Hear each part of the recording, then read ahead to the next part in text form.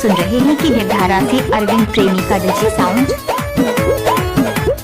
आँखों में चाहिए काजल कोई में आगोली फिर मामा कराई कसिया में जब गजरा लगाईले पिछला बार इसी का लहंगा पर न बवाल हुआ था। गलिया के तिल पहले जियल मुश्किल कंपले न मिलेला। मैडम एक कंप्लेन हमरा भी है। बोलिए पांडे जी। तनी गौर कीजिएगा। काशी हिले छपरा हिले पटना हिलेला हो तोहरी हाले। लच के जब कमरिया तो सारा जिला हिलेला हो तोहरी जिया। लच के जब कमरिया तो सारा जिला हिलेला हो तोहरी लच के जब कमरिया। जिया राजा।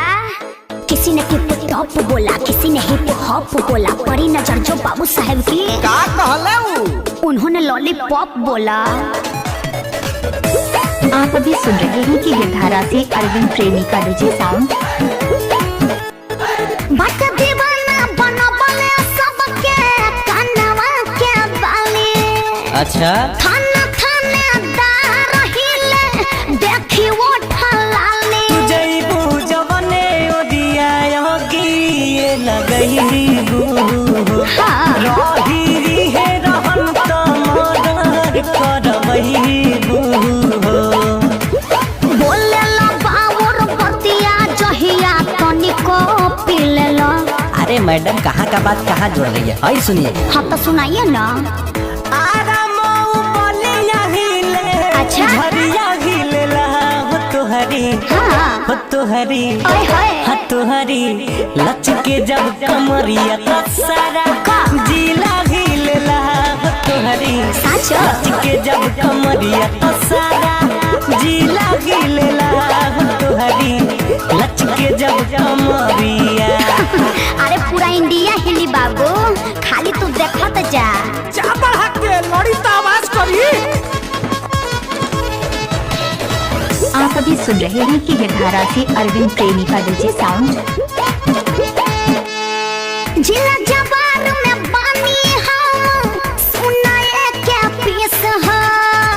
पीछे हमारा पड़ल बारे कोन कनया आशीष हो। चारे दिन रही रंगीन रंग रूप भेष हो। अच्छा। तना कोरोना गुमान कहता रे रितेश हो। होता ये फिल आइल तोहरो बदिल झूठे बात छिलेला। सही पकड़ी है। हम सही पकड़ते हैं। तला आई धरा। बस्ती सासाराम हिले देवरिया हिलेला हो तोहरी का?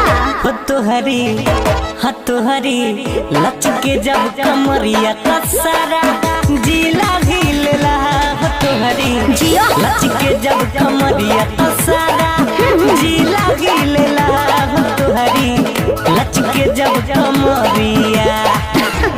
ये हमार जलवा है। अरे पूरा इंडिया हिली बाबू, खाली तू देखत जा।